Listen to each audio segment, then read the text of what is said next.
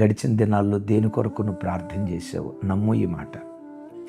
దేని కొరకు ఉపవాసం ఉన్నావో, దేని కొరకు ఏడ్చావో, ఈ ఆగస్టు మాసం నువ్వు అడిగిన దానికంటే, ఊహించిన దానికంటే అత్యధికంగా దేవుడు నీ బ్రతుకులో కార్యాలు చేయబోతున్నాడు.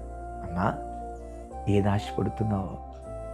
నా కొడుకు వివాహం కావాలి, నా కూతురు వయసు పైబడుతుంది, అయ్యో ఈ బిడ్డ వివాహం చూడగలుగుతానో లేదో అల్లాడిపోతున్నావా? పిల్లలు మంచి చదువుకున్నారు, తగిన ఉద్యోగం రాలేదయ్యా.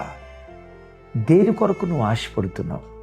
ఏ కార్యం జరగాలని దేవుని సన్నిధిలో ఆశతో ఎదురు చూస్తున్నావో ప్రవచనాత్మకంగా చెప్తున్నాను. గుప్పెళ్ళు విప్పి ప్రతి జీవి కోరికను తృప్తిపరిచే దేవుడు ఈ మాసం గుప్పెళ్ళు విప్పి నీ కోరిక దేవుడు తీర్చబోతున్నాడు. దైవ చిత్తానుసారమైన నీ ప్రతి ఆశ నా దేవుడు తీర్చబోతూ ఉన్నాడు. ఈ మాసమే కాదు, ప్రార్థనలో పాలిభాగస్తులవుతున్న ప్రతి కుటుంబ జీవితాన్ని నీ బ్రతుకు కాలమంతా నదీ తీరమందలి తోటలాగా పచ్చగా ఫలభరితంగా నా దేవుడు మార్చును గాక. ప్రకటన గ్రంథం 7:17 చూస్తాం కదా, దేవుడు తానే కాపరిగా ఉండి నీటి బొగ్గల యొద్దకు నడిపిస్తాడు. ప్రతి వాని కళ్ళల్లో నుంచి జాలువారుతున్న ఆ కన్నీటి బాష్ప బిందువులను దేవుడే తుడిచేస్తాడు.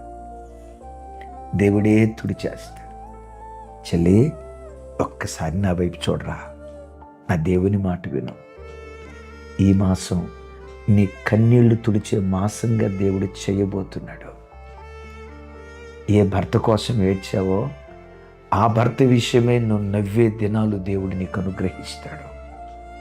ఏ కొడుకు కోసం ఏడ్చావో, ఏ కూతురు కోసం ఏడ్చావో, ఏ అనారోగ్యం కోసం ఏడ్చావో, ఏ ఆర్థిక స్థితిగతుల కోసం ఏడ్చావో, ఏ వ్యాపారం కోసం ఏడ్చావో, ఏ ఇంటి కొరకు ఏడ్చావో, ఏ పొలం కొరకు ఏడ్చావో, ఏ భవిష్యత్తు కొరకు ఏడ్చావో, ఏ వివాహం కొరకు, దేని నిమిత్తం ఏడ్చావో నమ్ము, కన్నీళ్లు తొడవబడిన మాసంగా, అంగలార్పును నాట్యంగా చేసిన మాసంగా నిశ్చయంగా ఈ ఆగస్టు మాసాన్ని దేవుడు అనుగ్రహిస్తాడు.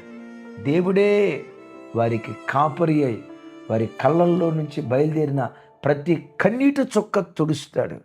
నీ కన్నీళ్లను దేవుడు తుడిచి ఏది నీ దుఃఖ కారణమైందో గతంలో, అదే నీ సంతోష కారణంగా దేవుడు చెయ్యునుగాక.